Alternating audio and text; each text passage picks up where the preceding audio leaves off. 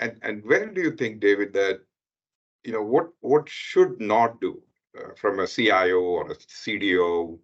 They have, let's say they migrated 20-30%. They are looking at more migrations over the next quickly for this year, at least when they plan 2024.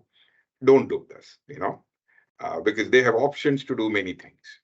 Where do you think you can pencil down a couple of thoughts to say that, hey, don't do this? This you're stepping up, you're setting yourself up for failure. Like thinking everything can be in cloud.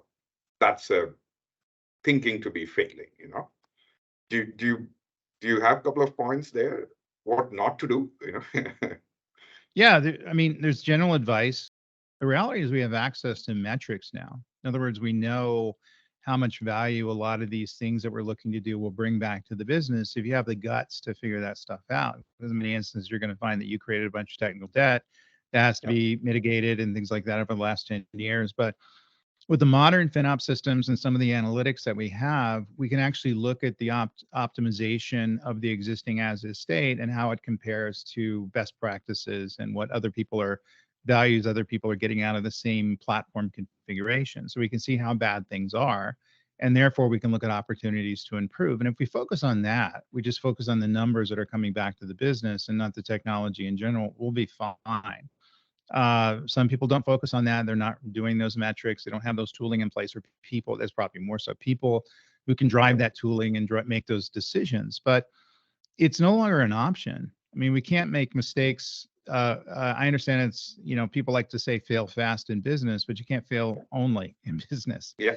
So this comes down to the strategic placement of resources in terms of how you're going to leverage technology in a certain way that's going to bring more value back to the business than your competitors. Things are moving very quickly. Your competitors are learning to weaponize generative AI in the cloud and all these other things to provide better products and services and better customer experiences. If you don't figure that out along with them, or you're not able to get ahead of the competition, you're going to have to exit your industry. And I do see this happening now where lots name brand companies have been around for 100, 200 years are already niching out because they can't figure out how to keep up with their disruptors and the different competitors, whether it's pharmaceuticals, whether it's retail, auto manufacturing with, I think 6 new automobile manufacturers now that we didn't have 5 years ago.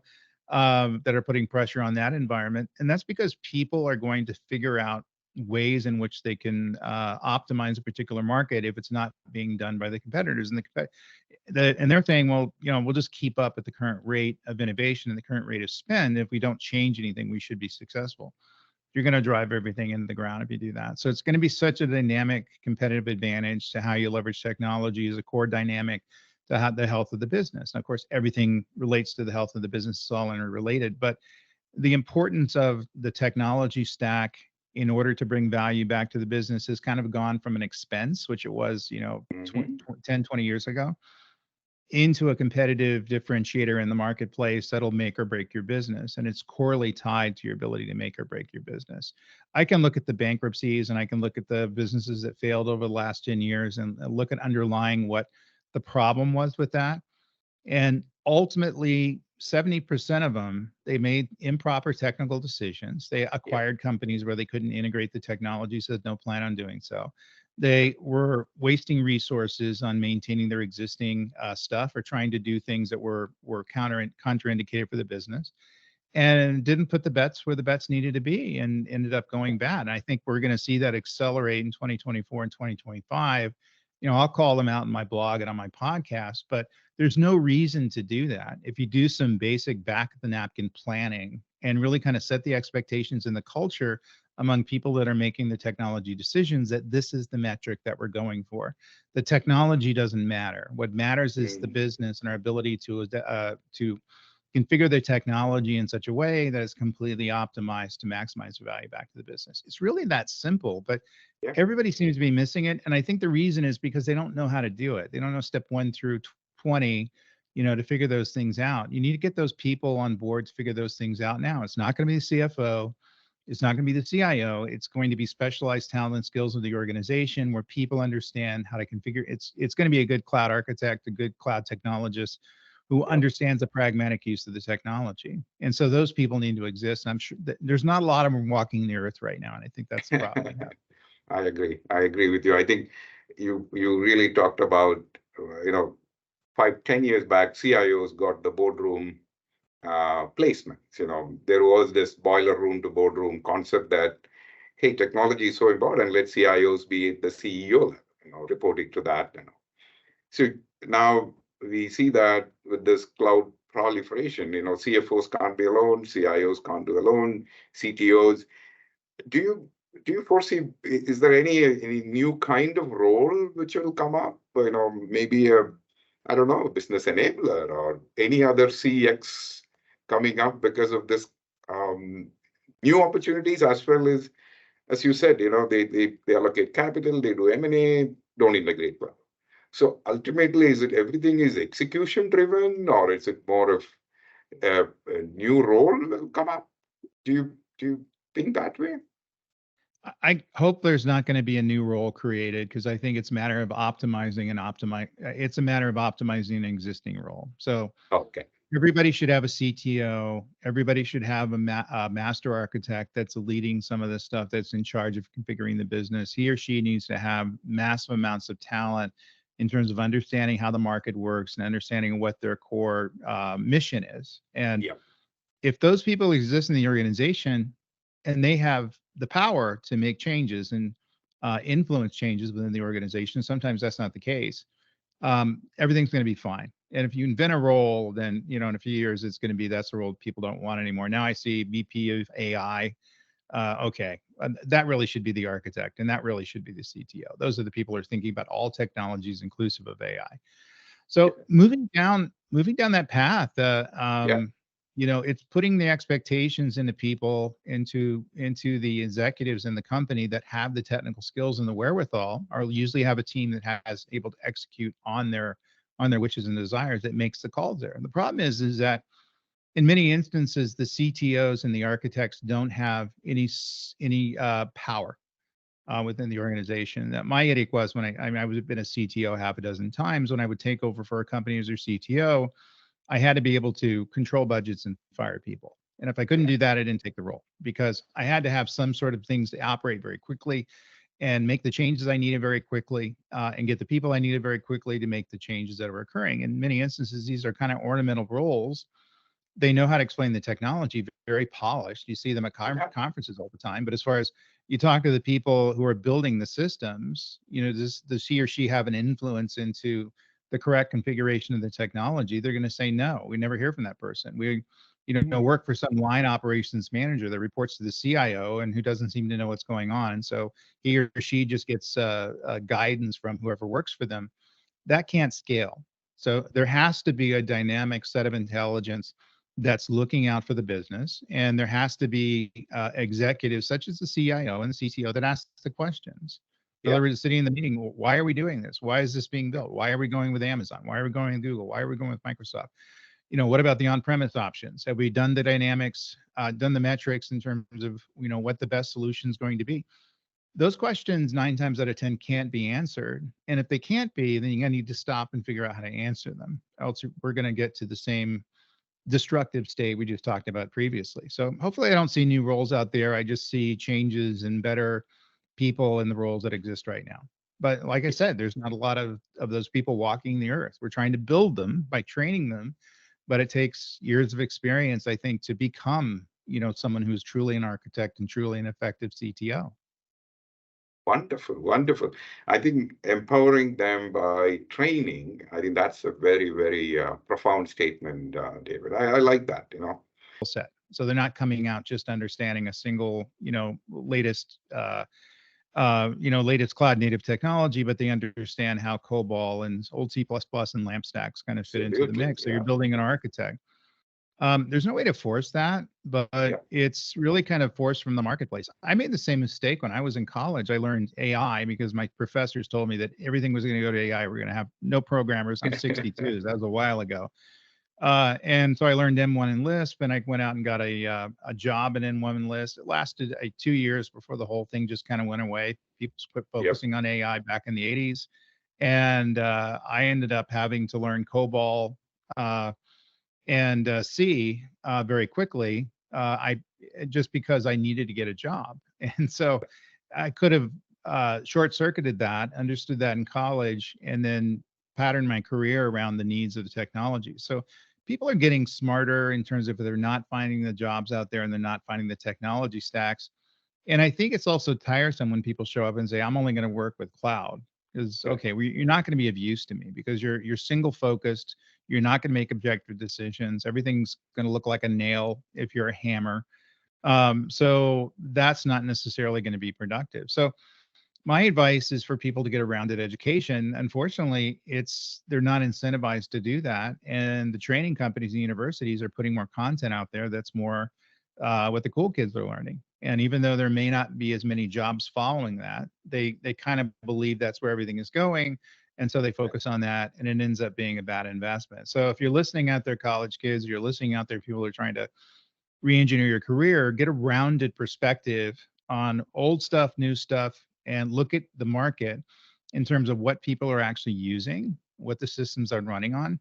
Engineer your skills there. That doesn't mean don't learn the new stuff because that's going to Yeah. be part of the mix as well. But the reality is you're only effective if you're able to manage the whole stack. If you're focusing on one part of the stack, that's not solving the problem. I love that, David, because Sindhu's our podcast in Amadis, while of course clients do listen to it, off late I'm seeing a lot of young engineers listen to our podcast. And I thought direct advice from you. This I struggle in my company. We are a team of 40, 50 engineers now we are creating.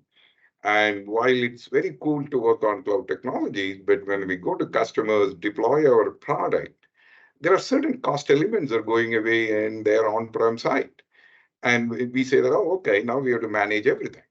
At that time, I go to the same engineer and say, now, can you go grab that data set? Yeah, oh, okay, that's not an API first. So I'm glad you said it. I'm glad the teams will understand it. It happens to my children too, on the personal side. I tell my children, hey, it's always nice to learn the new things. But please understand the fundamentals of engineering don't even give away, find a way to learn it, whether from your college or whether from any leaders. Wonderful, David. I definitely covered all the points. Thank you very much for the time. Sidhu, do you have any more topics for us to discuss? I do have a lot, Madhu. I just want to use the opportunity quickly. David, I have one question for you. I've Sure. recently come across one of your LinkedIn articles, like don't run after the buzzwords. So architect all your solutions from the requirements and not the other way around. That was interesting. So I wanted to ask you, what do you think as a reason buzzword the industries are running after they shouldn't be, which they shouldn't be doing? Yeah, we just kind of discussed it. I mean, the hype's leading the way. I mean, there's what is it, $30 billion in marketing dollars that have been spent so far this year on just the generative AI stuff. So Yeah. it looks like there's a party going on that you're not invited to, and you're having FOMO, fear of missing out. So cloud conferences have become generative AI conferences, and that's kind of the new shiny object. And whether it's cloud native development and serverless computing, all those sorts of things, people have a tendency to kind of migrate to, and it's been like this into my entire career, where it's like kids playing soccer, they have no strategy, they're just going to run after the ball. And right now the ball's over in the generative AI field. It was in cloud, it was in serverless, IoT, edge computing, whatever the shiny new object is. And so if you start there, you're going to get to the wrong answer because immediately you're looking at technology before you understand how you're leveraging technology. And that seems such a simple thing that I almost feel I'm insulting people when telling people that. But we've been influenced by all the marketing dollars out there to think about new technology first. I don't know how many meetings I'm in where I'll hear generative AI 10 times before you even discuss what's going on. And Yeah.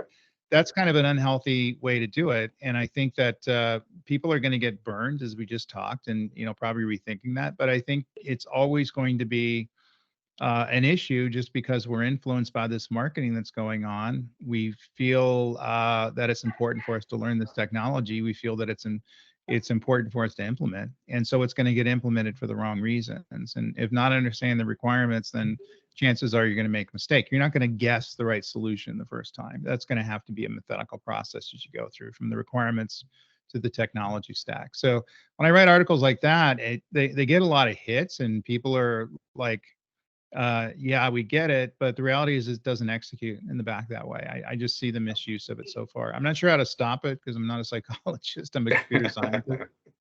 But there's got to be some end to this at some point where we just look at the efficiency of it. I think it's moving in that direction, but it hasn't moved that direction yet. Wow, that's great. Thank you for answering that, David. I totally had an undivided attention on all the discussion points throughout, so completely enlightening. I hope the same with the listeners as well. So thanks a lot, David, for your presence and your thoughts in CloudTech Talks. Continue to inspire us in all possible ways. Madhu, would you like to say something before we close? Absolutely. Thank you, David. And Sindhu, great you had me interviewing and discussing with David. And I remember with one statement when during the last 10, 15 years, whenever technology decisions are done, one of the large CEO, he always says, you're not my IT team, you're my business enabling technology team. So when we go to the boardroom, everybody calls CIO's team, but this one CEO, all the time he says, you're not an IT team. Your business enabling technology team. So don't come and tell me this technology. Does it enable my business? Please come. So it was a kind of nudging. It's a kind of way he put it up. And I can see that with David's discussions.